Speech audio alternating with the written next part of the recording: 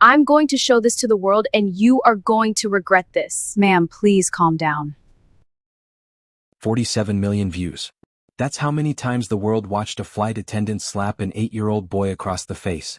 The video was shaky, filmed from a child's lap, but crystal clear enough to see everything. The sound of that slap echoed through airplane cabin 2847, and soon, it would echo across the entire internet. The little girl behind the camera whispered just 5 words that would change multiple lives forever. I got it all on video. But this story doesn't start with those 47 million views. It starts 72 hours earlier with a 9-year-old girl named Amanda Richardson who had no idea she was about to become the most talked about child in America. Amanda loved 3 things: her tablet, her grandmother's sweet tea, and making videos that almost nobody watched. She had a YouTube channel with exactly 2,847 subscribers. Most of them were her mom's friends from church and a few kids from school who subscribed out of pity. Amanda didn't care about the numbers though. She filmed everything. Her breakfast. Her cat. The way rain looked on her bedroom window. She had this dream that one day someone would actually care about what she had to say. She had no idea how careful you have to be with dreams like that, because sometimes they come true in ways that break you before they make you. It was a Thursday morning in late June when Amanda's mother, Sharon, drove her to Hartsfield-Jackson Atlanta International Airport. Sharon was a nurse who worked double shifts at Grady Memorial Hospital, the kind of woman whose hands were always cracked from washing them too many times, whose eyes had permanent dark circles that no amount of concealer could hide. She'd saved for 8 months to afford Amanda's ticket to New York. Amanda's grandmother, Gloria, had been asking for years when her grandbaby would come visit, and Sharon finally scraped together enough money to make it happen. 1 ticket. 1 week. 1 chance for Amanda to see something beyond their small apartment in East Atlanta. In the car, Sharon's hands gripped the steering wheel so tight her knuckles went pale. She glanced at Amanda in the rearview mirror. Amanda had her braids freshly done, pulled back with colorful beads that clicked when she moved her head. She wore her glasses, the ones with the pink frames she'd picked out herself, and she was already filming out the window, narrating about the buildings passing by for her 3-viewer audience. Sharon's voice was soft but firm when she spoke. "Baby, put the tablet down for a minute. I need to talk to you." Amanda lowered the tablet but didn't turn it off. The red recording light stayed on. Sharon didn't notice. "You're going to be on that plane by yourself. No mama. No teachers. Just you and the flight attendants. I need you to promise me something." Amanda nodded, her reflection serious in the rearview mirror. "Promise me you'll keep your head down. Be polite. Say yes ma'am and no ma'am. Don't ask for too much. Don't talk too loud. Don't cause any trouble. Can you promise me that?" Amanda had heard this speech before in different versions her whole life. Keep your head down. Don't make waves. Be twice as good to get half as much. She was 9 years old and already tired of making herself smaller. But she loved her mama, and she could see the worry etched into every line of Sharon's face, so she promised. "I'll be good, mama. I promise." Sharon reached back and squeezed her daughter's hand. "I know you will, baby. I know you will." The airport was massive, the kind of place that swallowed Amanda whole the moment they walked through those sliding doors. People rushing everywhere, dragging suitcases, barking into phones, eating overpriced sandwiches while standing up. Sharon walked Amanda to the gate, where a tired-looking airline employee with a clipboard checked Amanda's paperwork. Unaccompanied minor. Age 9. Flying to LaGuardia. Emergency contact. Gloria Richardson. The employee stuck a lanyard around Amanda's neck with a plastic pouch that said, "Unaccompanied minor," in big red letters. Amanda hated it immediately. It felt like wearing a sign that said, "I'm alone and nobody's here to protect me." Sharon knelt down, straightened Amanda's collar, and kissed her forehead 3 times the way she always did. "You call Grandma the second you land. You hear me?" Amanda nodded. "And if anything happens, anything at all, you find an adult and you ask for help." Another nod. "I love you more than anything in this world, Amanda Elizabeth Richardson. Don't you forget it." Amanda's eyes got wet but she blinked the tears back. "I love you too, Mama." Then Sharon had to leave because her shift started in 40 minutes and she still had to fight traffic back across town. Amanda watched her mother disappear into the crowd, and for the first time in her 9 years she felt truly alone. She pulled out her tablet, opened her camera app and started recording. "Hey guys, it's Amanda.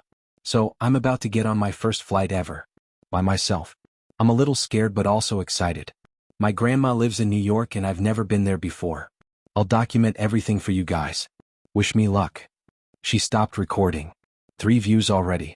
Probably her mom watching from the parking lot, her best friend Jasmine, and Jasmine's older brother who subscribed as a joke. Amanda sat in the hard plastic chair at gate B27 and waited. That's when she first saw him. The boy who would change everything. His name was Julian Chen, though Amanda didn't know that yet. He was 8 years old, small for his age, with dark curly hair and light brown skin that suggested a mixed heritage he'd probably spent his whole life explaining. He wore shoes that Amanda recognized from Instagram, the kind that cost more than her mama made in a week. His backpack was limited edition, something about a collaboration with an artist Amanda had never heard of. But it was his face that Amanda noticed most. He looked sad. Not crying sad. Worse. Resigned sad. The kind of sad that sits deep in your bones because it's been there so long you forgot what it feels like to be happy. Julian sat 3 seats away from Amanda, a book open on his lap. The cover showed dolphins. He wasn't reading though. He was staring at the same page, not turning it, just staring. Amanda wanted to say hi. She was good at making friends, the kind of kid who could walk up to anyone and start a conversation about nothing and turn it into something. But she remembered her mama's words. Keep your head down. Don't cause trouble. So she stayed quiet and filmed the planes taking off through the giant windows instead. The boarding call came 20 minutes later. Amanda stood up, hating her lanyard. Julian stood up too. He had the same lanyard. Their eyes met for half a second. Julian gave a small smile. Amanda smiled back. Neither of them knew it yet, but they'd just become the most important people in each other's lives. Walking down the jetway felt like walking into another world. The flight attendant at the door had a smile so bright it looked painful. Well, hello there, sweethearts. Unaccompanied minors? Oh, how fun. Your seat numbers are on your boarding passes. We'll take good care of you. She had blonde hair pulled into a tight bun and a name tag that said Rebecca. She seemed nice. She seemed like the kind of adult you could trust. Amanda felt a little better. But Rebecca wasn't their assigned flight attendant. Crystal Martinez was. Amanda didn't see Crystal at first. She was in the back galley, her back to the boarding passengers, talking intensely on her cell phone in a harsh whisper. I don't care what the doctor says, we can't afford that treatment.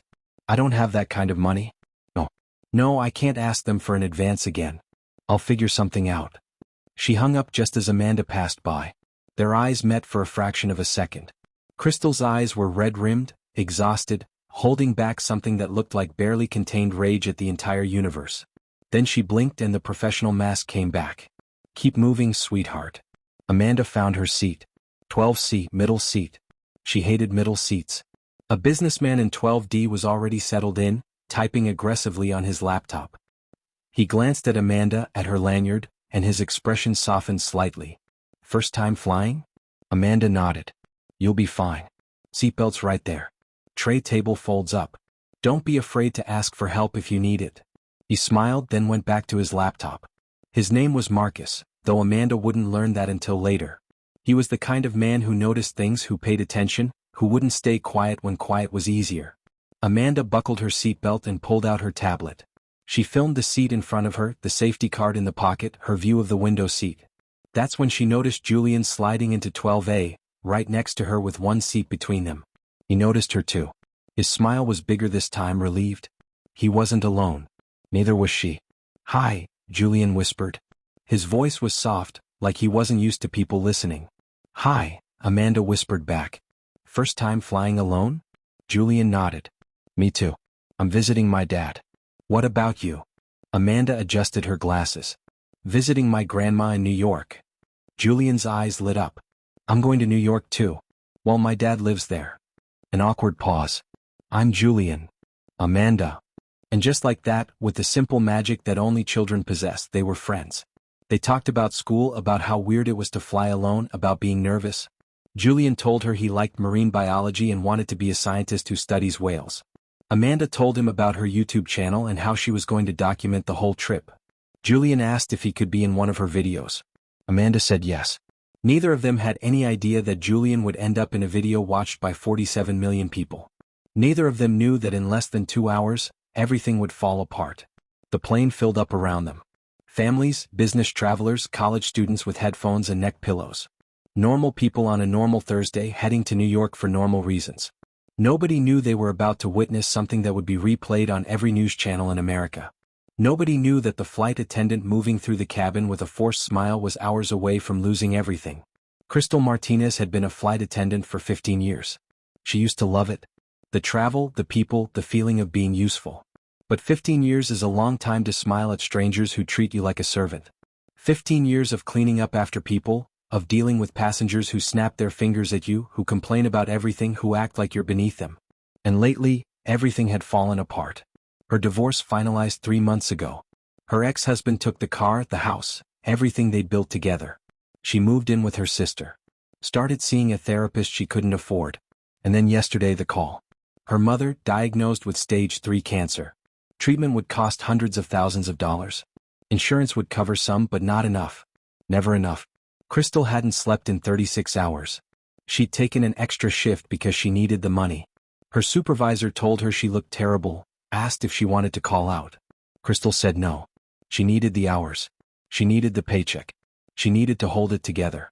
But the thing about holding it together is that eventually, your hands get tired. Eventually, you drop everything you're trying to carry. Eventually, you break. The pre-flight announcement started. Safety demonstration. Exit rows. Flotation devices. Amanda filmed it all, whispering narration into her tablet. Okay guys, so they're showing us what to do if the plane crashes into the ocean, which is super comforting. Julian laughed quietly beside her. He pulled out a bag of gummy bears from his backpack. You want some? He held the bag toward Amanda. She took 3. Thanks. They were the good kind, the expensive ones that actually tasted like fruit. Julian ate them by color, saving the red ones for last. Amanda noticed everything. She was good at that. Noticing. The plane pushed back from the gate. The engines rumbled to life. Amanda's stomach flipped. She gripped her armrest. Julian noticed. It's okay. The taking off part is actually the fun part. Amanda wasn't convinced, but she appreciated him trying. The plane taxied to the runway, paused, and then the engines roared and they were moving faster, faster, faster until the ground fell away and they were in the air. Amanda gasped. Julian grinned. See? Fun. For the first 30 minutes, everything was fine. Perfect even. The flight was smooth. The sky outside was impossibly blue. Amanda and Julian talked about everything and nothing the way kids do. Marcus, in the seat beside Amanda, half listened while working, occasionally smiling at their conversation. Rebecca came by with drinks. What can I get you too? Amanda asked for apple juice.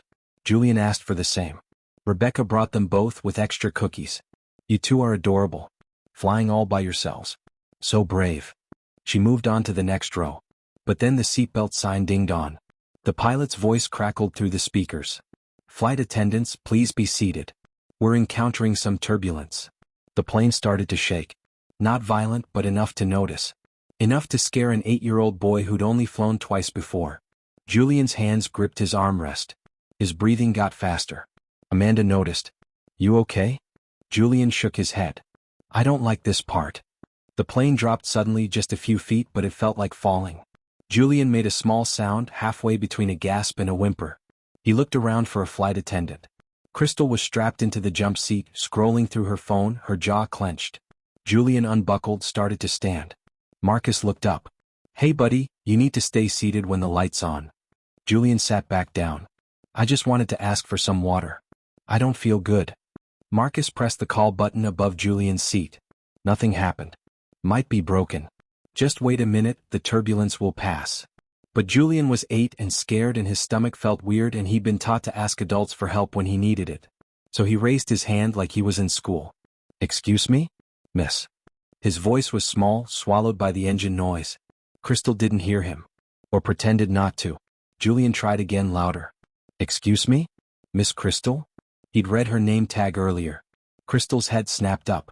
Her eyes locked on Julian. What? Her tone wasn't mean yet, just tired. Annoyed. Julian's voice shook. May I please have some water? My stomach feels weird.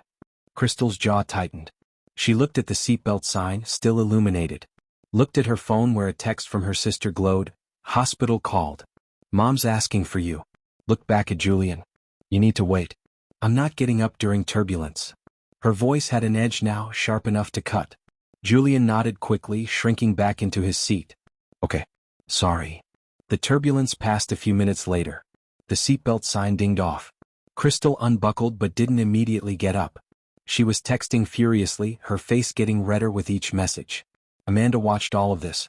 She'd pulled her tablet out, was pretending to watch a downloaded video, but the camera was angled just right. Recording. Just in case. Something her mama always said echoed in her head. Baby, if something doesn't feel right, make sure you have proof. People don't always believe little black girls. 5 minutes later, Julian tried again. The turbulence was gone. The seatbelt sign was off. He was allowed to ask now. He caught Crystal's attention as she walked past with the drink cart. Excuse me, Miss Crystal? May I have that water now, please? His voice was polite, the way his parents had taught him. Always say please and thank you. Always be respectful. Crystal stopped the cart, looked down at Julian, and something in her face shifted. All the exhaustion, all the rage, all the helplessness she felt about her mother and her money and her failed marriage, it all came bubbling up. She heard his request, but what she heard underneath it was every demanding passenger she'd ever dealt with. Every entitled person who'd ever treated her like she existed to serve them. She knew it wasn't fair. She knew he was just a child. But knowing something and feeling something are two very different things. I said wait, didn't I? Her voice was cold now. You kids think the world revolves around you. I'll get to you when I get to you. Julian's eyes went wide. His lips started to tremble. I'm sorry, Crystal cut him off. I don't want to hear it. Sit. Be quiet. Wait your turn. The passengers around them went silent. Marcus looked up from his laptop, his eyebrows raised. An older woman across the aisle made a small disapproving sound. Rebecca, at the front of the cabin, heard the tone and started moving toward them, but Crystal waved her off aggressively. I've got this. Amanda's hands tightened around her tablet. The camera was recording everything. Julian's face crumbling. Crystal's anger. The way the entire energy in their section of the plane shifted from normal to wrong in less than 30 seconds. Amanda's heart was pounding. She wanted to say something but remembered her promise. Keep your head down. Don't cause trouble. So she just kept recording. Rebecca appeared with a bottle of water anyway, crouching down next to Julian. Here you go, sweetheart. Are you feeling okay? Her voice was gentle, concerned. Julian took the water with shaking hands. Thank you, he whispered. Rebecca touched his shoulder softly. Of course. You let me know if you need anything else, okay? She shot a look at Crystal that was half confusion, half reproach. Crystal's eyes flashed dangerously. I said I had it handled, Rebecca. Rebecca stood slowly. Just helping out. She walked away but kept glancing back. Crystal stood there for a moment, the drink cart between her and the row of seats, breathing hard through her nose. She knew she'd overreacted. Knew that everyone was looking at her. Knew she'd just snapped at a child for asking for water. But pride is a powerful thing, and admitting you're wrong in front of dozens of strangers is harder than it should be. So instead of apologizing, she just moved on with the cart, her movements jerky, aggressive, slamming drinks down on tray tables. Amanda leaned toward Julian. Are you okay? She whispered. Julian wiped his eyes quickly, embarrassed. Yeah. I don't know why she's so mad at me. I was polite. I said please. Amanda didn't know what to say. She was 9 years old and she'd already experienced enough of the world to know that sometimes, being polite isn't enough. Sometimes, people decide they don't like you before you even open your mouth. Sometimes, the color of your skin or the texture of your hair or the way you exist in space is enough to make certain people angry. Julian opened his water bottle with trembling hands and took a sip. Then another. He was trying so hard not to cry. Amanda made a decision in that moment. She angled her tablet more obviously, making sure everything was in frame. If this got worse, she wanted proof. She wanted evidence. Because her mama was right. People didn't always believe little black girls. Or little black boys. But they might believe a video. The rest of the drink service passed in tense silence. When Crystal reached their row, she didn't make eye contact with either of them. Just asked what they wanted in a flat, professional voice. Amanda said apple juice. Julian said nothing, just shook his head. Crystal moved on without comment. As soon as she was gone, Julian let out a breath he'd been holding. I really don't like her, he whispered. Amanda whispered back, me neither. They tried to go back to normal. Tried to talk about marine biology and YouTube and the things they do in New York. But the easy friendship from earlier was strained now, tainted by Crystal's anger. Julian kept glancing toward the back of the plane where the flight attendants sat, like he was waiting for the next blow. Amanda kept her tablet out, camera ready. Neither of them knew that in about 45 minutes, something would happen that would be impossible to come back from. About an hour into the flight, Julian shifted in his seat uncomfortably. He'd been holding it for 20 minutes, trying to wait for the right moment, trying not to cause any more problems. But 8-year-old bladders have their limits. He unbuckled his seatbelt quietly, stood up, and looked toward the back of the plane. The bathroom sign said vacant. He could just go. But his parents had always taught him to ask permission from adults, especially on airplanes. He'd been taught that there were rules, protocols, things you had to do to stay safe and stay out of trouble. So Julian walked down the aisle toward the galley where Crystal stood with another flight attendant, looking at her phone again. Her face was drawn, exhausted, her eyes darting across whatever message she was reading. Julian approached slowly. "Excuse me, Miss Crystal?" His voice was barely above a whisper. Crystal didn't look up. "What?" Julian swallowed. "May I please use the bathroom?" Crystal's head snapped up, and the look on her face was pure exasperation. "Are you serious right now?" Julian took a step back, confused. I just need to use the bathroom." Crystal's voice rose. "You should have gone before the flight. We're landing in less than an hour." Julian's eyes filled with tears. "But I really need to go. Please." Marcus had gotten up to stretch, was standing nearby, heard the whole exchange. He stepped forward. "Hey, come on. He's just a kid who needs to use the bathroom." Crystal whirled on him. "Sir, with all due respect, I know how to do my job. I don't need passengers telling me how to manage the cabin." Marcus held up his hands. "I'm just saying he's 8 years old. Just let him use the bathroom." Crystal's face flushed red. She looked at Julian, at Marcus, at the other passengers who were starting to notice the commotion. She felt humiliated, undermined, angry at everyone and everything. And she made a choice that would cost her everything. "No. Sit down. You can wait until we land." Julian's voice broke. "But I can't wait. I really need to go." Crystal pointed toward his seat. "I said down." Julian started crying for real now. Not loud, but quiet tears streaming down his face. He turned and walked quickly toward the bathroom anyway, couldn't hold it anymore, wasn't trying to be defiant, was just a child who needed to pee. Crystal watched him go, her jaw clenched so tight it hurt. She glanced at the other flight attendant, who looked uncomfortable, like she wanted to intervene but didn't know how. Rebecca appeared from the front cabin, having heard raised voices. "Crystal, what's going on?" Crystal's voice was tight. "That kid is being difficult. I told him to wait and he just ignored me." Rebecca's eyes widened. "He's 8. He has to use the bathroom. That's not being difficult, that's being human." Crystal's hands balled into fists. Don't do that. Don't make me the bad guy here. I'm having the worst day of my life and I don't need you judging me too." Rebecca's expression softened slightly. "I know things are hard right now with your mom, but Crystal, these are kids. They don't deserve—" Crystal cut her off. Just let me do my job, okay?" She walked toward the bathroom where Julian had just emerged, his face red and splotchy from crying. He tried to walk past her quickly, head down. But Crystal grabbed his arm. Not hard but firm enough to stop him. "I told you to wait." Julian tried to pull away, his voice shaking. "You're hurting me. Let go." Amanda had followed at a distance, tablet in hand, recording everything. She could see Julian's face, could see how scared he was, could see Crystal's grip on his thin arm. Marcus was there too, his voice firm. "Ma'am, let go of the child. Now." Crystal released Julian's arm but stepped in front of him, blocking his path back to his seat.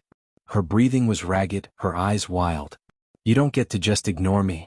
When I tell you to do something, you do it. Do you understand?" Julian was sobbing now, trying to get around her. I'm sorry, please just let me go back to my seat." What happened next occurred in seconds, but Amanda's camera caught every frame. Julian tried to move past Crystal. Crystal, in a moment of complete loss of control, her hand already raised to point back toward his seat, her exhaustion and rage and grief all colliding in one terrible instant, brought her hand down across Julian's face. The slap echoed through the cabin. Sharp, unmistakable, horrifying. The entire plane seemed to freeze. Julian stood there, hand on his cheek, his eyes wide with shock. He couldn't even cry anymore, just stood there trembling. Crystal's hand hung in the air, and her face transformed from anger to horror as she realized what she'd just done. I didn't mean. But the words died in her throat. Marcus moved fast, putting himself between Crystal and Julian. "Get away from him. Now." His voice was deadly calm. Other passengers were standing, shouting. "Did she just hit that child? Oh my God. Someone call the pilot." Rebecca grabbed Crystal's arm, pulling her back. "Crystal, what did you do? What did you just do?" Amanda stood in the aisle, tablet held high now, not hiding it anymore. Her voice was small but clear, and it cut through all the chaos. I got it all on video. Every eye in the cabin turned to her. Crystal's face drained of all color. The reality of what had just happened, of what existed now as documented proof, crashed down on her like a wave. Her career, her reputation, everything she'd worked for 15 years to build, gone in one moment of complete failure. Julian ran back to his seat, curled up against the window and sobbed into his knees. Amanda followed, put her arm around him and whispered, "It's okay. I got proof. She can't say it didn't happen. I got proof." And even through his tears, Julian understood what that meant. That someone had witnessed.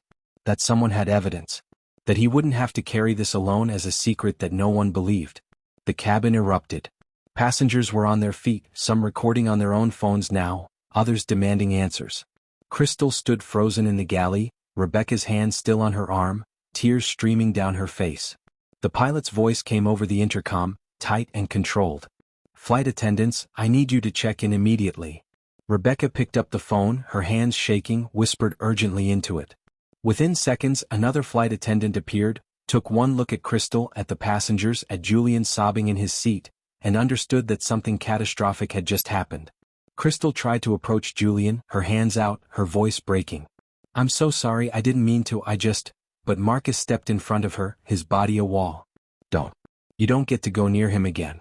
Not now. Not ever." Crystal's legs seemed to give out. She sank onto the jump seat, her head in her hands, her whole body shaking. The other flight attendant, David, gently ushered her toward the back of the plane, away from the passengers, away from the children she'd just terrified. Rebecca came to Julian and Amanda, crouched down in the aisle. "Sweetheart, are you okay? Are you hurt?" Julian couldn't answer, just kept crying. Amanda spoke for him. "His face is red." She hit him hard. "I have it all on video. Everything. From when she first got mean." Rebecca's eyes filled with tears. "I'm so sorry. I'm so sorry this happened to you. Both of you." She looked at Amanda. "You were very brave to record that. Very brave." Amanda didn't feel brave. She felt scared and angry and confused. She was 9 years old and she'd just documented an adult assaulting a child, and she didn't know what that meant, didn't know what would happen next, didn't know if she'd done the right thing or if she was about to get in trouble. Her mama's voice echoed in her head again. "Keep your head down. Don't cause trouble." But trouble had found them anyway, and Amanda had made a choice to document it rather than look away. The plane landed 23 minutes later. Those 23 minutes felt like hours. Julian stayed curled against the window. Amanda stayed next to him, one arm around his shoulders, her tablet clutched in her other hand. Marcus stayed in the aisle, standing guard like he was protecting them from something. Other passengers kept turning around, looking at them with a mixture of sympathy and curiosity. Some were still recording on their phones. Amanda realized that this moment, this terrible moment, was being captured from multiple angles, that it would exist forever in the digital universe, that there was no taking it back. When the plane finally touched down at LaGuardia, the pilot's voice came over the intercom again.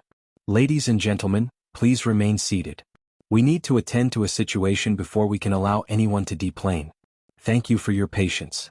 Groans from passengers who had connecting flights, who were in a hurry, who didn't understand. But those in the vicinity of row 12 understood perfectly. They'd seen what happened. They knew why the plane was being held. Airport security boarded within minutes. 2 officers, their faces serious, walked directly to the back galley where Crystal sat with her face in her hands.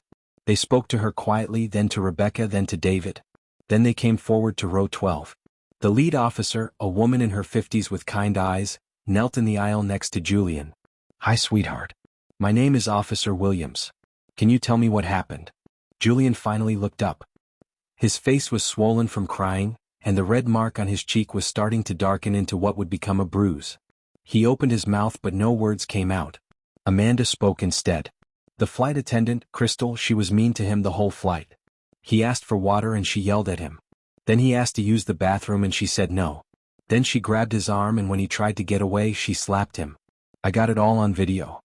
Officer Williams looked at Amanda's tablet, at the red recording light that was still on. "You recorded it?" Amanda nodded. "My mama always says to have proof. She says people don't always believe kids like us." Officer Williams' expression flickered with something that looked like recognition, like sadness, like understanding. "Your mama's a smart woman. Would you be willing to show me what you recorded?" Amanda looked at Julian. He gave a small nod. Amanda handed over her tablet. Officer Williams watched the footage, her face getting harder with each passing second. When the slap echoed from the tablet speakers, several nearby passengers gasped even though they'd already witnessed it in real life. There was something about seeing it again, about the undeniable proof of it, that made it even more real. Officer Williams handed the tablet back to Amanda carefully, like it was made of glass. "Thank you, honey. You did the right thing recording this. You helped your friend. You helped a lot of people." She stood, spoke into her radio in a low voice. More officers boarded. Crystal was escorted off the plane in tears, not in handcuffs but flanked by security, her head down, her career ending with every step she took down that aisle. Some passengers watched in silence. Others muttered about how she deserved worse. A few looked at her with something that might have been pity, understanding that they were watching someone's life disintegrate in real time. After Crystal was removed, the officers took statements. Marcus gave his, clear and detailed, a witness who missed nothing. Rebecca gave hers, her voice shaking, explaining that she'd tried to intervene, that she'd known Crystal was struggling but never imagined it would escalate to violence. Other passengers gave theirs, everyone saying the same thing. The flight attendant had been aggressive, had targeted the child, had completely lost control. Finally, it was Amanda and Julian's turn. They were taken to a private room in the airport, still together because separating them felt cruel after what they'd been through. A woman from Child Services was there, along with Officer Williams. They asked Julian to describe what happened. He did, his voice small and halting, still crying intermittently. They asked Amanda about the video. She explained that she'd been filming anyway for her YouTube channel, that she'd noticed Crystal being mean early on and decided to keep recording just in case. Officer Williams asked the question gently.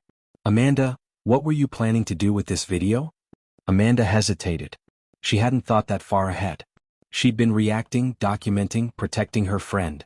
"I don't know," she said honestly. "I just wanted proof. I wanted people to believe Julian if he told them what happened." Officer Williams nodded slowly. "That video is evidence now. We're going to need a copy of it for our investigation. But it's still your video. You recorded it. You get to decide what happens to it after that. Do you understand?" Amanda didn't, not really. She was 9. She understood that the video showed something bad. She understood that it proved Julian wasn't lying. But she didn't understand the weight of what she was holding, the power of it, the way it could change lives and ruin them, how it could spread across the world in hours and never disappear. She would learn all of that soon enough. For now, she just nodded and let them copy the file to a police laptop. Julian's grandmother arrived first. She was a small Chinese woman with silver hair and eyes that looked like she'd been crying for hours. She burst into the room and pulled Julian into her arms, speaking rapidly in Mandarin, then English, then Mandarin again. "Oh my baby, oh my sweet boy, are you okay? Did she hurt you? Let me see, let me see." She examined Julian's face, the bruise forming on his cheek, and her expression turned from worry to fury. "Who did this? Where is she? I want to speak to her supervisor, I want to speak to the airline, I want—" Officer Williams intervened gently. "Ma'am, the flight attendant has been detained. The airline is being notified. We're handling it. Right now, Julian needs to see a doctor to document his injuries, and then he can go home with you." Julian's grandmother nodded, still clutching him like she might never let go. Julian whispered something to her. She looked at Amanda. "You're the little girl who helped him?" Amanda nodded. Julian's grandmother's eyes filled with fresh tears. "Thank you. Thank you for protecting him. Thank you for being brave." Amanda's grandmother, Gloria, arrived 30 minutes later. She was a tall black woman in her 70s, wearing a church dress and sensible shoes, moving with the kind of quiet dignity that made people step aside. She took one look at Amanda and opened her arms. Amanda ran into them and finally let herself cry. All the fear and confusion and weight of what she'd witnessed poured out.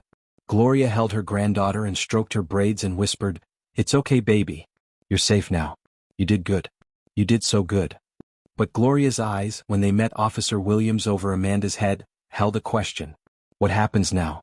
Officer Williams understood. "Mrs. Richardson, your granddaughter witnessed and recorded an assault on a minor. The video is evidence in our investigation. As of right now, it hasn't been shared anywhere beyond law enforcement. But that video is legally Amanda's property. We can't control what she chooses to do with it." Gloria's arms tightened around Amanda. She knew what that meant. She'd lived through Jim Crow, through the civil rights movement, through decades of watching black children be treated as less than. She knew the power of evidence.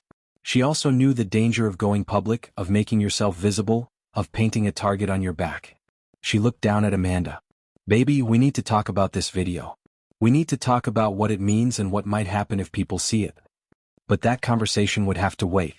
First, they had to get through the airport, through the gauntlet of airline representatives apologizing profusely, through the paperwork and the statements and the business cards pressed into Gloria's hand by lawyers who appeared out of nowhere, smelling blood in the water. First, they had to get Amanda to safety. Julian and Amanda hugged goodbye before they left. It was an awkward, tight embrace between two children who'd become bonded by trauma. Thank you for recording it, Julian whispered. Now people will believe me. Amanda whispered back, are you going to be okay? Julian shrugged, honest in the way only children can be. I don't know. Are you? Amanda didn't know either. They exchanged numbers, Julian punching his into Amanda's tablet, Amanda writing hers on a piece of paper from Officer Williams. A connection formed in crisis, neither of them knowing if they'd ever speak again. The taxi ride to Gloria's apartment in Harlem was quiet. Amanda sat in the back watching the city slide past the windows, so different from Atlanta. Taller. Faster. More crowded. Gloria held her hand and didn't push her to talk. When they finally got to the small apartment on 125th Street, Gloria made sweet tea the way she always did, the way Amanda loved, and they sat at the kitchen table that had been in the family for 30 years. Tell me everything, Gloria said. So Amanda did. She started from the airport, from her mama's warnings, from meeting Julian, from the moment she first sensed something was wrong with Crystal. She talked about the turbulence, the water, the bathroom, the slap. She talked about being scared and angry and confused about whether she should record or look away. Gloria listened to every word without interrupting, her face unreadable. When Amanda finished, Gloria was quiet for a long moment. Then she said, Baby, you were put in an impossible situation. You're 9 years old. You should have been safe on that plane. That boy should have been safe. What happened to him, what you witnessed, it wasn't right. It wasn't fair. And yes, you did the right thing by documenting it. Amanda felt relief flood through her. But then Gloria continued. But now you have to make another choice. What you do with that video, that's going to affect a lot of people. Julian. His family. That flight attendant. Our family. You need to understand that before you decide. Amanda didn't understand. Not fully. How could she? She was 9 years old with 2,847 YouTube subscribers and a tablet full of videos that nobody watched. She thought documenting the truth was enough. She thought having proof was the end of the story. She didn't know it was just the beginning. That night, Amanda called her mama. Sharon answered on the first ring, frantic. Baby, are you okay? Gloria told me what happened. Are you hurt? Did that woman touch you? Amanda assured her she was fine, that it was Julian who got hurt, that she'd just recorded it. Sharon's relief turned to alarm. You recorded it? Amanda, where is that video now? Amanda explained about the police, about the copy they made. Sharon's voice got tight. And the original? Do you still have it? Amanda looked at her tablet, sitting on Gloria's coffee table. Yes. Sharon was quiet for a moment. Then she said, delete it. Right now. Delete it and forget this ever happened. Amanda's heart sank. But Mama, Julian, Sharon cut her off. I don't care about Julian. I care about you. I care about keeping you safe. Do you know what happens to little black girls who make trouble? Do you know what happens when we get too visible, too loud, too documented? Nothing good, baby. Nothing good. Amanda felt tears burning behind her eyes. But the video shows what really happened. It shows she was wrong. Sharon's voice broke. Baby, I know she was wrong. But the world doesn't care about right and wrong when it comes to us. It cares about keeping us quiet. It cares about making examples of people who speak up. I am begging you, Amanda Elizabeth Richardson, delete that video. Gloria gently took the phone from Amanda's hand. Sharon, baby, let me talk to her. You focus on getting through your shift. We'll figure this out. She hung up before Sharon could argue. Then she looked at Amanda, really looked at her, seeing not just a child but a person standing at a crossroads. Your mama's scared. She's got reason to be. But she's also not here, and you are, and this is your choice to make. I can't make it for you. Amanda stared at her tablet. Inside it was evidence of an injustice. Inside it was proof that Julian had told the truth. Inside it was power and danger and consequence, and she didn't know which weighed more. What would you do, Grandma? Gloria smiled sadly. I'm 73 years old, baby. I've made my choices, lived with them, regretted some, been proud of others. This isn't about what I would do. It's about what you can live with. Can you live with deleting it, knowing that flight attendant might do it to another child? Can you live with posting it, knowing it might change your life in ways you can't predict? Amanda didn't sleep that night. She lay in Gloria's guest bed, staring at the ceiling, thinking about Julian's face when the slap connected. Thinking about Crystal's face afterward, the horror and regret. Thinking about her mama's fear and Gloria's questions and the weight of the choice she had to make. She picked up her tablet a dozen times, finger hovering over the delete button, then over the upload button, unable to press either one. Morning came. Gloria made pancakes. They ate in silence. Amanda checked her messages and found 3 from Julian. The first, "My face really hurts." The second, "My grandma took me to the doctor. They took pictures of the bruise." The third, "My dad is flying in from California. He's really mad." Amanda texted back, "Are you okay?" Julian's response came quickly, "No. But I'm glad you were there. I'm glad someone saw." Amanda stared at those words for a long time. I'm glad someone saw. That was it, wasn't it? That was the whole point. Being seen. Being believed. Having proof that your pain was real. She made a decision. But she needed Julian's permission first. "I have the video still," she texted. "The police have a copy but I have the original. I was thinking about posting it, so people know what happened. But it's your face in it. Your story. I won't post it unless you say it's okay." The 3 dots appeared, disappeared, appeared again. Julian was typing, deleting, retyping. Finally, will it help other kids? Amanda thought about that. Would it? Or would it just be one more viral moment that people watched and forgot? "I think so," she typed back. "I think it might make airlines be more careful. Make sure kids are safe." Julian's next message took 5 minutes to arrive. "My dad wants to talk to you. Can I give him your number?" Amanda hesitated, then asked Gloria. Gloria looked worried but nodded. "If his father wants to talk, we should listen." Amanda texted back, "Okay." David Chen called 20 minutes later.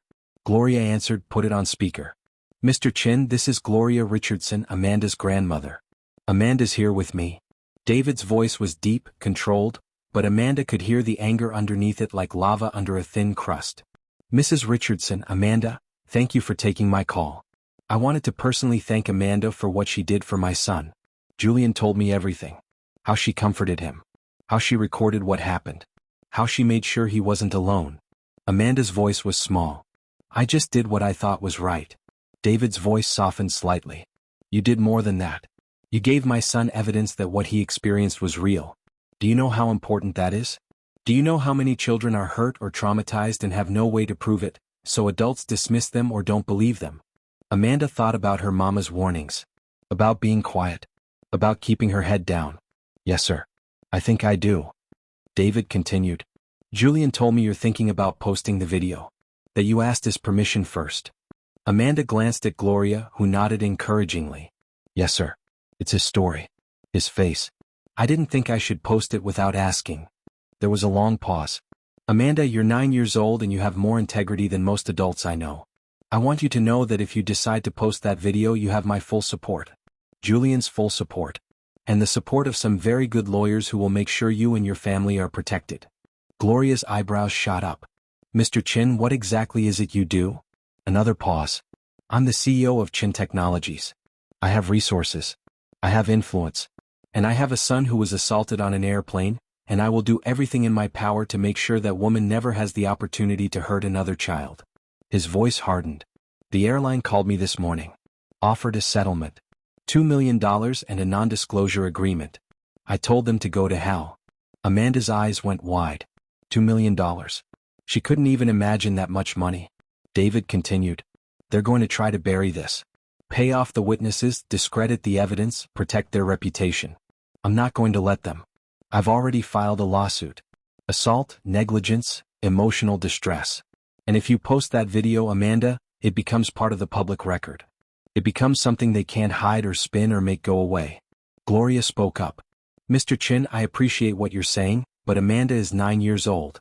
If she posts this video and it goes viral, her life is going to change. People are going to know her name, her face. They're going to have opinions about her choice, about her family. Some of those opinions will be ugly. Are you prepared to help protect her from that?" David's answer was immediate. "Yes, absolutely. I will put my legal team at your disposal. I will make sure that anyone who threatens or harasses Amanda faces consequences. I will do everything I can to shield her from the worst of it. But Mrs. Richardson, I can't promise it will be easy. I can't promise there won't be backlash. What I can promise is that she won't face it alone. Gloria looked at Amanda. Amanda looked back. They had a whole conversation in that look, grandmother and granddaughter, about risk and courage and the weight of speaking truth. Finally, Gloria said, Mr. Chen, can you give us some time to think about this? To talk it over as a family?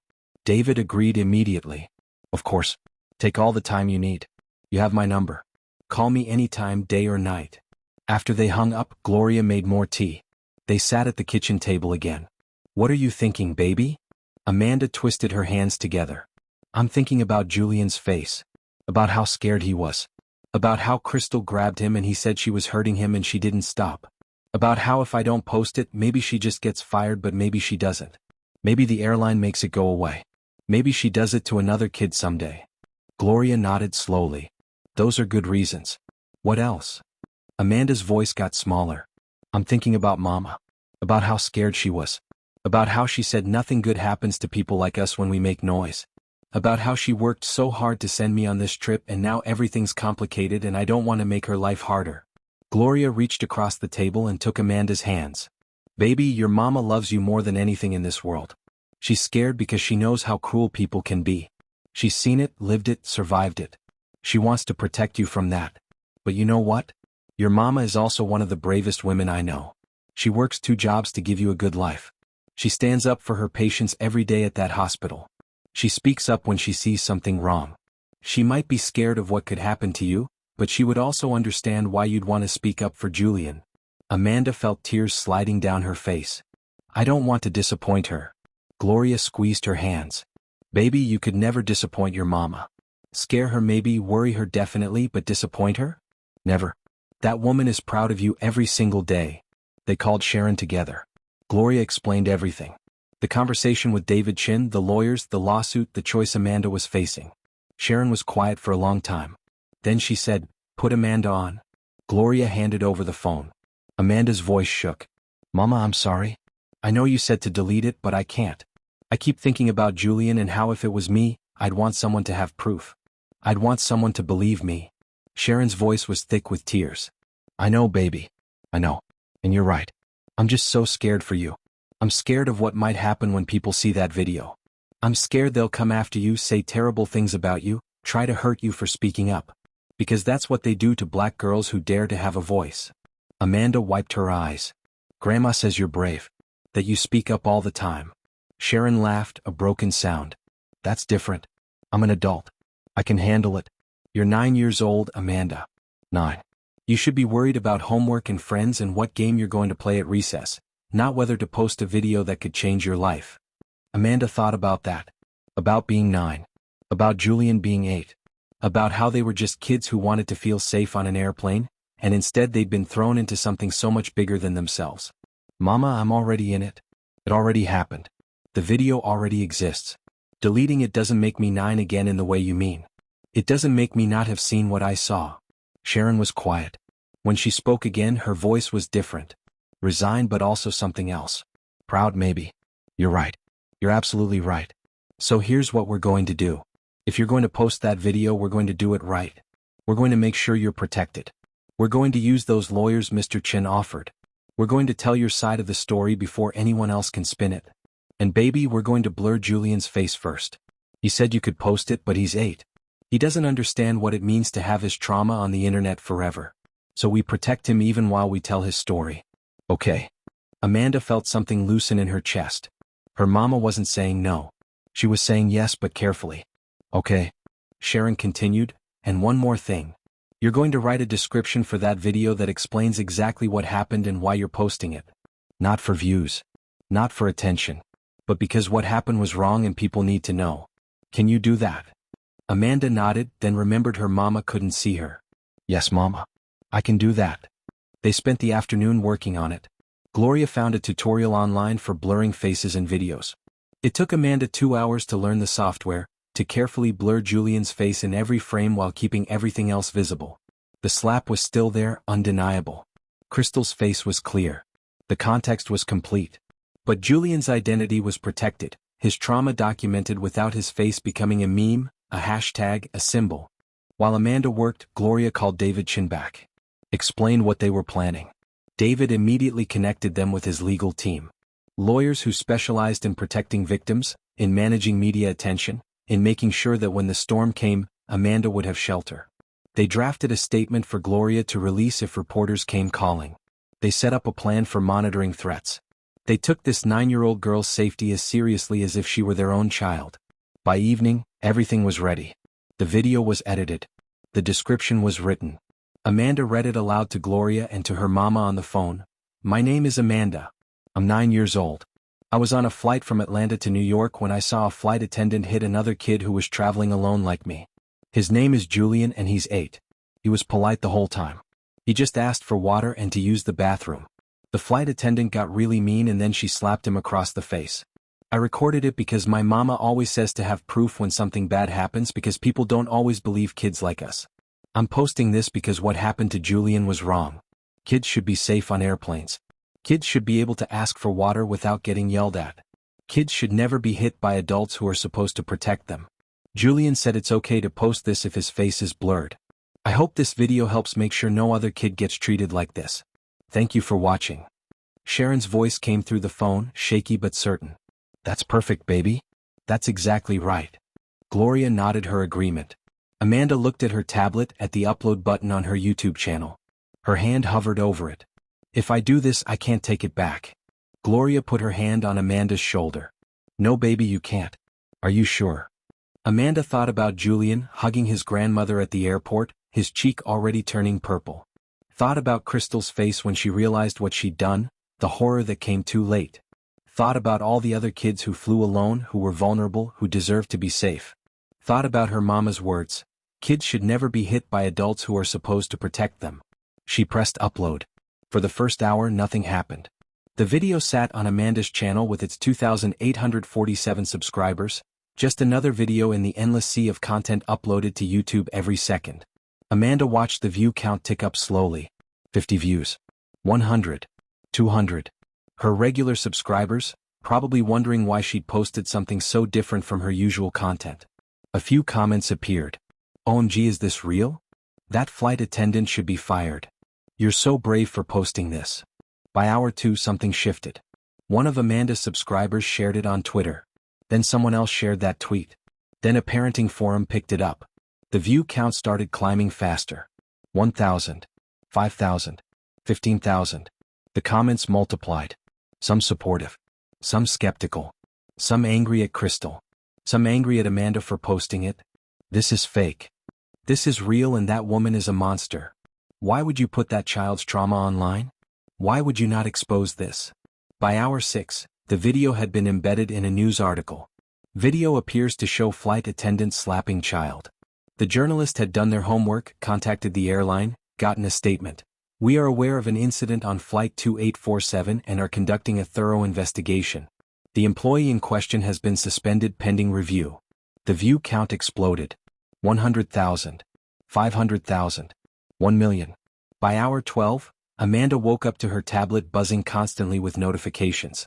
Her subscriber count had jumped to 247,000. The video had 5 million views. It was on the front page of Reddit. It was trending on Twitter. It was being discussed on morning news shows. Her mama called, her voice tight with worry but also wonder. "Baby, the whole world is watching." The video hit 10 million views by the end of the first day. 15 million by the second. News outlets were calling Gloria's phone number, which somehow journalists had found. Gloria refused to answer, let them all go to voicemail, followed the plan the lawyers had laid out. No comment at this time. The family asked for privacy. The video speaks for itself. But the video didn't speak for itself because nothing ever really does. People projected onto it. They saw what they wanted to see, what their own experiences told them to see. Some saw a clear case of assault and called for Crystal Martinez to be arrested. Some saw a woman having a breakdown and called for compassion. Some saw the racial dynamics, a white woman striking a child of color, and saw systemic racism. Some saw a flight attendant pushed to her breaking point by an ungrateful public and impossible working conditions. Crystal Martinez became a villain overnight. Her name was released. Her address was leaked. She received death threats. People showed up at her sister's house where she was staying, shouting at her through the windows. She had to go into hiding. Her lawyer released a statement. Ms. Martinez deeply regrets her actions and is seeking professional help. She was dealing with a family emergency and is devastated by her behavior. She offers her sincerest apologies to Julian and his family. But the internet doesn't forgive easily and it doesn't forget. Crystal's face became a meme. When you ask for water on a plane, flight attendants be like. It was cruel and relentless, and Amanda watched it happen from Gloria's apartment and felt sick. She'd wanted accountability. She'd wanted justice for Julian. She hadn't wanted this feeding frenzy, this public destruction of a person who'd already destroyed herself in that single moment. Julian's family held a press conference 3 days after the video went viral. David Chen stood at a podium, Julian's mother Simone beside him, their son notably absent. David spoke with controlled fury. Our son was assaulted on a commercial flight. He was 8 years old, traveling alone, and he was struck across the face by an adult who was supposed to ensure his safety. This is unacceptable. We are pursuing legal action not just against the individual involved, but against the airline that failed to protect our child. Simone, who it turned out was a prominent civil rights attorney, spoke next. Her voice was quieter but no less powerful. This incident highlights a broader problem. Children, particularly children of color, are not afforded the same patience, the same grace, the same benefit of the doubt as their white peers. Julian was polite. He said please and thank you. He followed the rules. And he was still punished for having needs, for existing in space, for daring to ask for basic human dignity. This has to change. The press conference went viral too. Suddenly the conversation shifted. It wasn't just about one flight attendant losing control. It was about how children were treated. How black and brown children were criminalized from the earliest ages. How adults in positions of authority wielded power over the vulnerable. Amanda watched the press conference from Gloria's couch and felt the weight of what she'd started. This was bigger than she'd imagined. Bigger than Julian and Crystal and one airplane. This was about everything. The airline stock dropped 3% in a week. The CEO was forced to make a public statement. We are implementing immediate changes to our policies regarding unaccompanied minors. We are requiring all flight attendants to undergo additional training in de-escalation and bias awareness. We are establishing a zero-tolerance policy for any physical contact with children. We are committed to ensuring this never happens again. Sounded good. Whether they'd follow through was another question. Amanda's life changed in ways she couldn't have predicted. Her subscriber count hit 1.2 million. Brands wanted to sponsor her. News shows wanted to interview her. Her school in Atlanta called Gloria, worried about Amanda's safety when she returned, media camping outside, other students recognizing her. Sharon had to take time off work to deal with it all, which meant lost wages, which meant stress about money even as strangers on the internet were calling Amanda a hero. Gloria shielded Amanda from the worst of it. She didn't let her read all the comments. Didn't let her see the think pieces analyzing her decision. Didn't let her see the racist attacks from people who thought a little black girl had no business recording anything, who said she was looking for trouble, who said worse things that Gloria deleted before Amanda could see them. But Amanda knew anyway. She could feel it in the way Gloria watched her, worried. In the way her mama's voice sounded on the phone, strained. In the way the lawyers kept calling with updates about security measures and potential threats. 2 weeks after posting the video, Amanda got a package. No return address. Gloria opened it carefully, worried about what it might contain. Inside was a handwritten letter on expensive stationery. It was from Crystal Martinez. Dear Amanda, I don't expect you to read this. I don't expect forgiveness or understanding. But I need you to know how sorry I am. Not just for what I did to Julian, though that haunts me every moment of every day. But for putting you in a position where you felt you had to document it. You're 9 years old. You should have been safe on that flight too. You should have been able to travel without witnessing violence. You should have been able to be a child. I took that from you and I'm sorry. What I did was wrong. There's no excuse. Not my mother's illness, not my exhaustion, not my stress. Julian asked for water. He asked to use the bathroom. He was polite and respectful and I responded with cruelty. I see that now. I saw it the second my hand connected with his face, but by then it was too late. I lost everything. My job, my reputation, my sense of who I thought I was. I deserve that. What I don't deserve is your time or your thoughts. I just wanted you to know that what you did, recording that video, posting it, that took courage. It took integrity. You protected a child who couldn't protect himself. You gave him evidence that his experience was real. That matters more than anything I've lost. I hope you can be proud of that even if everything else that came after is complicated. Sincerely, Crystal Martinez. Amanda read the letter 3 times. Gloria watched her, ready to intervene if needed. Finally Amanda looked up. She's sorry? Gloria nodded. She is. That doesn't undo what she did, but sorry is real. Amanda folded the letter carefully. I feel bad for her. Is that weird? Gloria pulled Amanda into her lap like she was a much smaller child. No baby, that's not weird. That's empathy. That's understanding that people are complicated and they can do terrible things and still be human and still suffer for what they've done. Amanda was quiet for a long time. I wanted her to face consequences.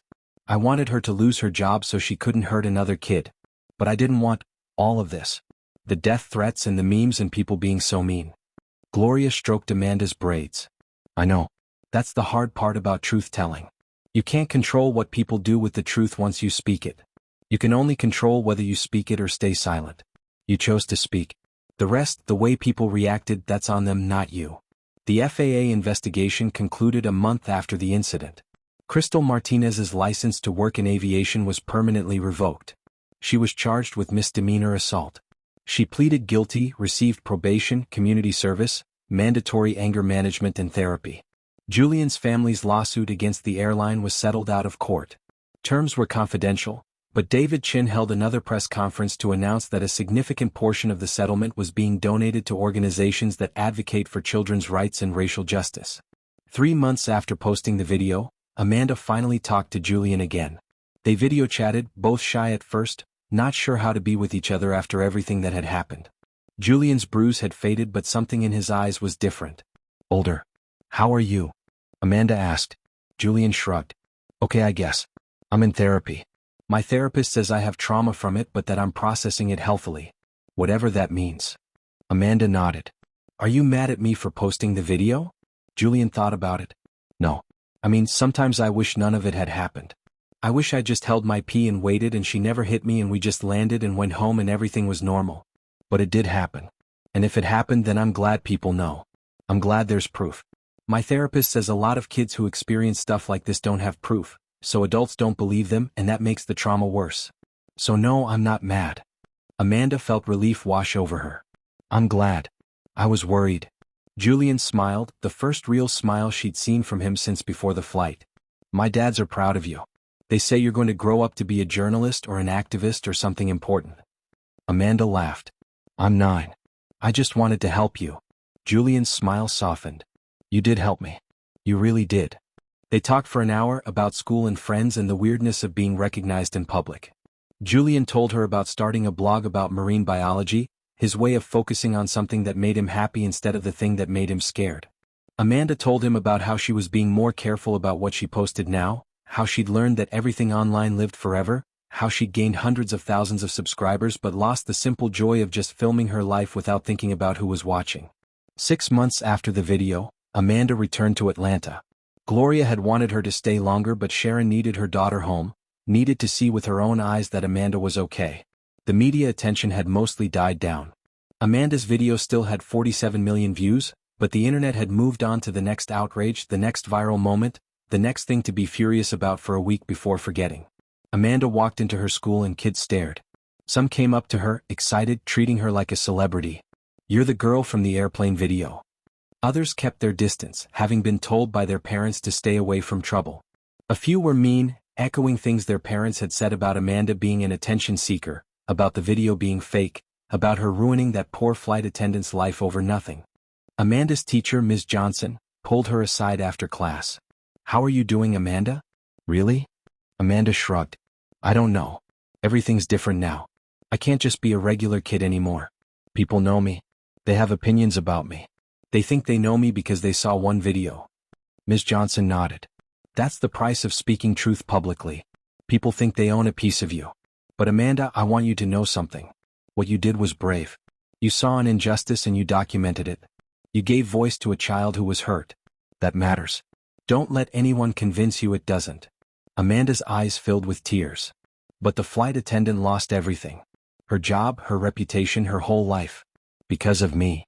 Ms. Johnson's voice was firm. No. Because of her. Because she hit a child. You didn't make her do that. You just made sure people knew she did. There's a difference. A year after the video went viral, Amanda sat at Gloria's kitchen table again. She was 10 now, in 5th grade, still making videos but different ones. More thoughtful. More careful.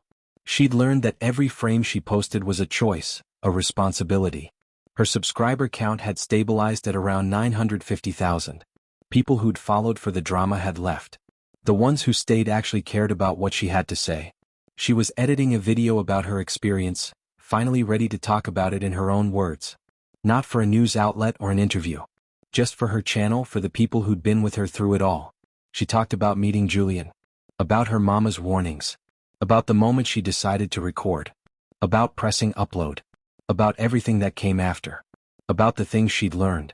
I'm 10 years old, she said to the camera, and I've learned more about the world than I wanted to. I've learned that doing the right thing is complicated. That truth can be weaponized. That justice and revenge aren't the same thing. That going viral doesn't feel the way you think it will. I've learned that people are complicated. That someone can do something terrible and still be human. That consequences are real, but so is compassion. She paused, choosing her words carefully. I don't regret posting the video. Julian needed someone to believe him. He needed proof. And I could give him that. But I do think about it differently now. I think about how many lives that one decision affected. Mine, Julian's, the flight attendants, our families, everyone who watched and commented and had an opinion. It's a lot of weight for a 9-year-old to carry. Some days I feel older than 10. Some days I feel like I'm still 9 before all this happened. She looked directly at the camera. If you're watching this and you're in a situation where you see something wrong, where you have to decide whether to speak up or stay silent, I can't tell you what to do. Every situation is different. Every person's safety matters. But I can tell you this. If you do speak up, if you do document, if you do share the truth, make sure you're ready for what comes next. Make sure you have people around you who will protect you. Make sure you understand that once you speak, you can't unspeak. And make sure, really make sure, that you're doing it for the right reasons. Not for views. Not for attention. But because silence would hurt worse than whatever speaking up might cost you. She uploaded the video and watched it go live. It got 1 million views in the first day. But this time the comments were different. More thoughtful. People sharing their own stories of having to decide whether to speak up. Parents thanking her for sparking conversations with their kids about doing the right thing. Teachers saying they were using her story in their classes to talk about ethics and digital citizenship and the power of witnessing. Julian commented, "You're the bravest person I know. Thank you for being my friend." Marcus, the businessman from the plane, somehow found the video and commented, "I saw you both that day. I'm proud of the young people you're becoming. The world needs more witnesses like you." Even Rebecca, the kind flight attendant, left a comment. "I think about you both often. I hope you're healing. Thank you for reminding us all that children deserve protection and dignity." 2 years after the incident, Amanda and Julian met in person again. Their families arranged it, a quiet meeting at a park in New York, no cameras, no publicity. Julian was 10 now, Amanda was 11. They sat on swings and talked like the kids they were, about school and friends and the new video games they were playing. But they also talked about the thing that had bonded them. "Do you still have nightmares?" Amanda asked. Julian nodded. "Sometimes. Not as much as before." "What about you?" Amanda thought about it. "Sometimes I dream about the moment before I pressed upload. In the dream I can choose differently. Delete the video. Pretend it never happened. The dream makes it seem so easy, like I could just undo everything." She pushed off on the swing, rising higher. "But then I wake up and remember that I can't undo it. It happened. And honestly, I think I'd make the same choice again." Julian swung beside her, matching her rhythm. "Me too. I mean, I'd choose for it to never have happened at all. But if it had to happen, I'm glad you were there. I'm glad you recorded it. I'm glad people believed me." They swung in silence for a moment, 2 kids who'd been through something neither of them asked for, who'd survived it, who were still trying to figure out what it all meant. "What do you want to be when you grow up?" Julian asked. Amanda laughed. "I used to just say YouTuber. Now I don't know. Maybe a journalist. Maybe a lawyer like your mom. Someone who helps people tell their stories." Julian nodded. "I still want to study whales. But also maybe work with kids who've been through stuff. Help them process it." He looked at Amanda. "We're different now, aren't we? From who we were before." Amanda slowed her swing, dragging her feet in the dirt. "Yeah, we are. We can't unknow what we know about how the world works. How people can be cruel. How truth costs something. How speaking up is hard." She looked at Julian. But I think we're okay. I think we're going to be okay. 3 years after the video, the airline that had employed Crystal Martinez announced a new program. The Julian Chen Initiative for Child Passenger Safety. Mandatory training for all staff. Special protocols for unaccompanied minors. Regular audits to ensure compliance. A hotline for reporting incidents. It wasn't enough to undo what had happened, but it was something. It was change born from trauma, progress paid for in a child's tears and a viral video and the public destruction of one woman's life. Crystal Martinez in those 3 years had rebuilt quietly. She worked at her brother's restaurant. She volunteered at a community center, working with at-risk youth, trying to prevent other people from making the mistakes she'd made. She'd written a book about her experience, about mental health and burnout and the moment her life imploded. Some people bought it out of curiosity. Others out of sympathy. Still others left scathing reviews calling her a child abuser trying to profit from her crimes. She donated all the proceeds to organizations that supported children's mental health. It was penance maybe. Or healing. Or both. Amanda, at 14, had 1.8 million subscribers. She turned down reality TV offers, sponsorship deals that felt exploitative, interview requests that wanted to rehash the trauma. She posted videos about being a teenager, about navigating high school, about social justice issues she cared about. She'd learned how to use her platform thoughtfully, how to balance visibility with privacy, how to speak truth without being consumed by it. Julian, at 13, had started a foundation with his parents' help. It provided support for children who'd experienced assault or discrimination in public spaces, connecting them with therapists, lawyers, advocates. He still studied marine biology, but he also understood that his life would always be shaped by what happened on that airplane, and he'd chosen to shape it towards something good. On the 4th anniversary of the incident, Amanda made one final video about it. She was 15 now, almost the age where childhood ends and something else begins. She looked different, taller. Her face had lost some of its roundness, her voice had deepened slightly. But her eyes still held that same determination, that same clarity. "It's been 4 years since I posted the video that changed my life," she said to the camera. 4 years since I made a choice that I was too young to fully understand the weight of. People still ask me if I regret it. The answer is complicated. I regret that it happened at all. I regret that Julian was hurt. I regret that Crystal Martinez lost her whole life. I regret that my mama lost sleep worrying about me. I regret that I lost the innocence of just being a kid who made videos for fun. She paused. But I don't regret giving Julian proof. I don't regret speaking up when I saw injustice. I don't regret using the tool I had, my tablet and my camera, to document truth. She leaned toward the camera, her voice intense. Here's what I want you to understand. Going viral isn't a goal. It's a consequence. Sometimes it's a consequence of doing the right thing. Sometimes it's a consequence of doing the wrong thing. Sometimes it's just random chance and timing and the algorithm deciding to amplify you. But it's not a reward. It's not success. It's just exposure, and exposure cuts both ways. She sat back. I got 47 million views on a video showing a child being slapped. 47 million people watched a moment of trauma, of violence, of injustice. Some of them learned something from it. Some of them just moved on to the next viral thing. Some of them sent death threats to everyone involved. The views don't tell you which outcome you got. The views just tell you that people watched. She looked directly into the camera and her voice softened. If you're young and you have a platform or you want one or you accidentally get one like I did, please understand this. Your voice matters. Your perspective matters. Your truth matters.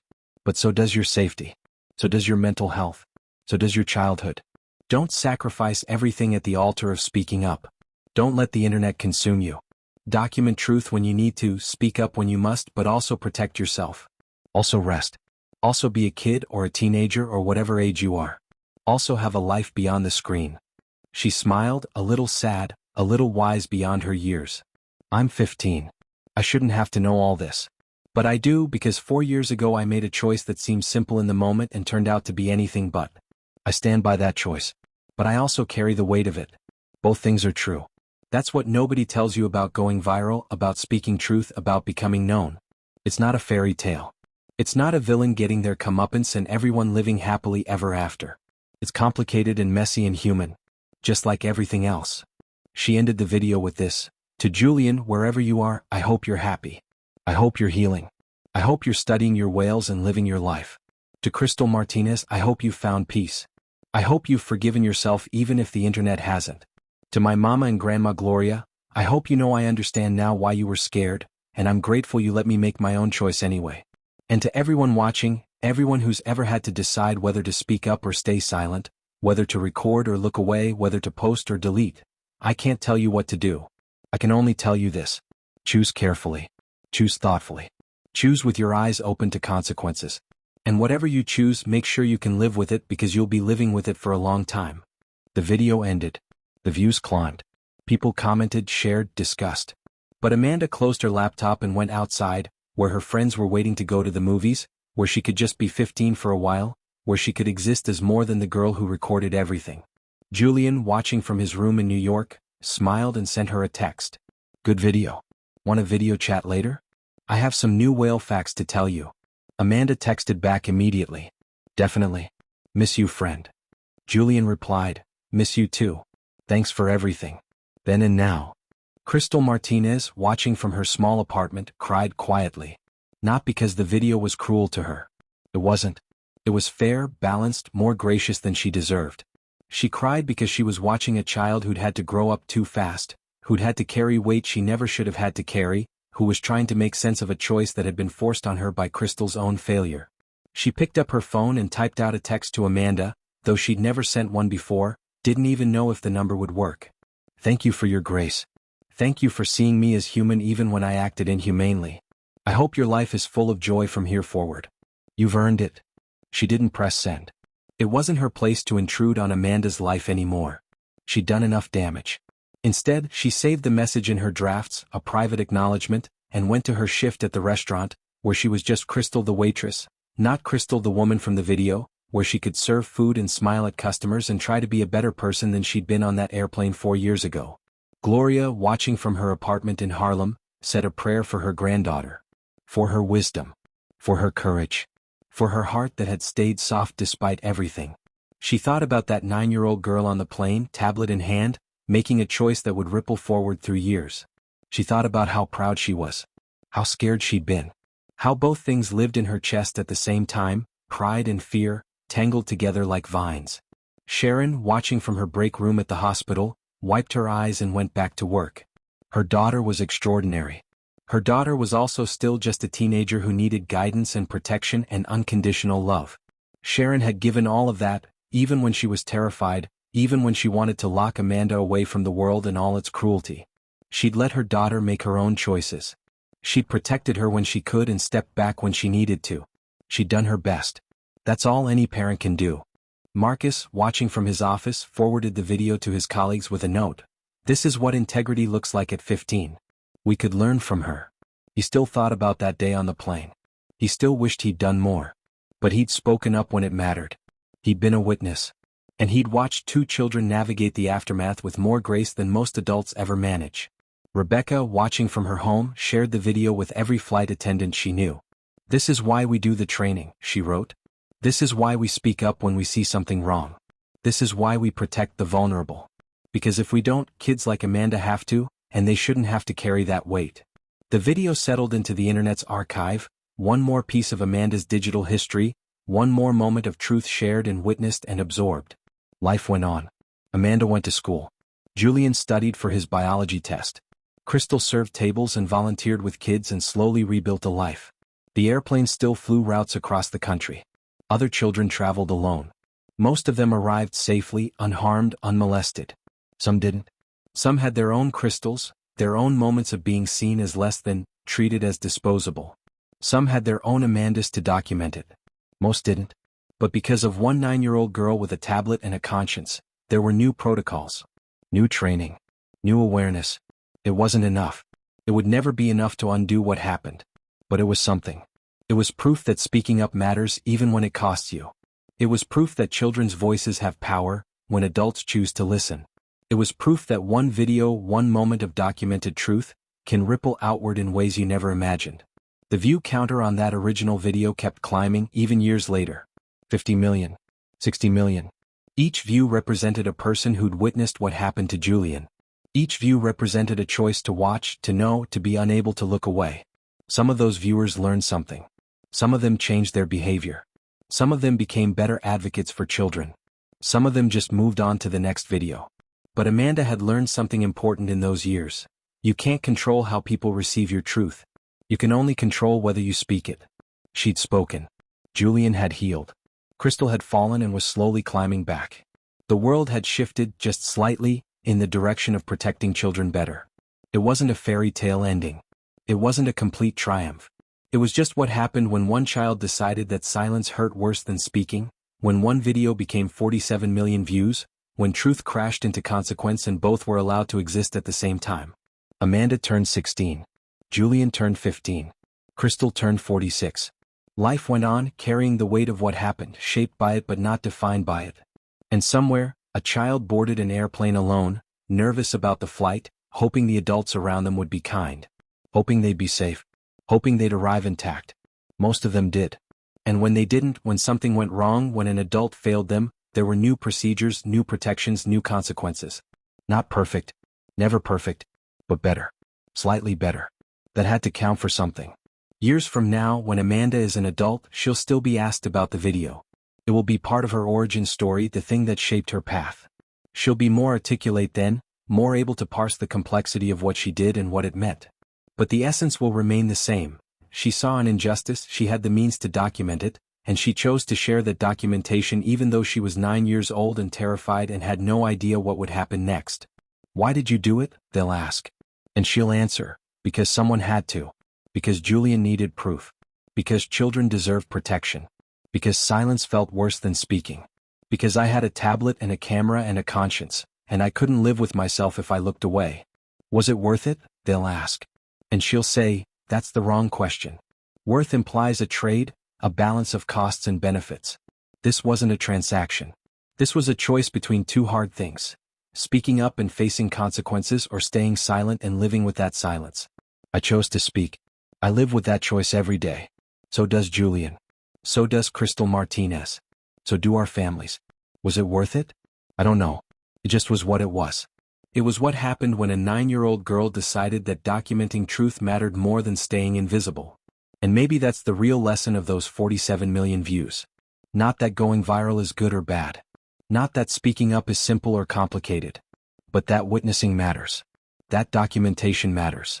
That giving voice to the voiceless matters, even when you're just a child with a tablet, especially when you're just a child with a tablet, because children see the world with clarity that adults have learned to compromise away. Amanda documented what she saw. Julian was believed. Crystal faced consequences. The world shifted just slightly. And two children grew up carrying the weight of one viral moment, learning to balance truth and grace, justice and compassion, speaking up and protecting themselves. They're still learning. They'll be learning for the rest of their lives. But they're learning together, two friends bonded by trauma, separated by miles but connected by the knowledge that they survived something difficult and came out the other side still fundamentally themselves, still fundamentally good, still fundamentally believing that truth matters even when it costs you everything. The video still exists. It will exist forever, archived in the internet's infinite memory. 47 million views of a moment that lasted seconds but changed lives for years. A record of failure and courage existing in the same frame. A testament to what happens when children refuse to be silent in the face of injustice. A complicated, messy human document of the price of speaking truth and the cost of going viral and the weight of being witnessed by millions. And somewhere, right now, another child is making a choice about whether to record what they're seeing, whether to document what they're experiencing, whether to speak up or stay silent. They don't know Amanda's story yet, but they will. They'll find that video, watch it, read the description, see the comments, and they'll understand that they're not alone in facing that choice. That other kids have had to decide whether truth is worth the cost. That the answer is never simple but sometimes necessary. This is the legacy of 47 million views. Not fame. Not fortune. Not even justice exactly. Just the ongoing complicated work of witnessing and being witnessed, of speaking and being heard, of children insisting on their own humanity and the humanity of other children, even when adults have forgotten how to see it. This is what happened when one little black girl recorded a flight attendant slapping a black boy, when a billionaire's child was believed because proof existed, when a woman's life imploded because her worst moment was captured forever, when the internet became a courtroom and a classroom and a weapon and a shield all at once. This is the story of Amanda Richardson, who at 9 years old made a choice that would define her teenage years, who used a tablet and a voice to say, "This is wrong and people need to know," who paid a price for speaking truth but would do it again because some truths demand to be spoken, some injustices require witnesses, and some children are brave enough to be those witnesses even when they're terrified. Remember her name. Remember Julian's name. Remember that children matter. Remember that documentation can be an act of love. Remember that going viral is not the goal but sometimes the cost of doing what's right. Remember that 47 million views can change policies and lives and the tiny ways we treat each other. Remember that it all started with one girl who decided that her friend deserved to be believed, and that made all the difference. If this story made you think, made you feel, made you reconsider how you treat children or witness injustice or wield the power of the camera in your pocket, then share it. Subscribe. Keep the conversation going. Because Amanda's story isn't finished. Julian's healing isn't complete. The work of protecting children, of believing them, of documenting truth when it's necessary, that work is never done.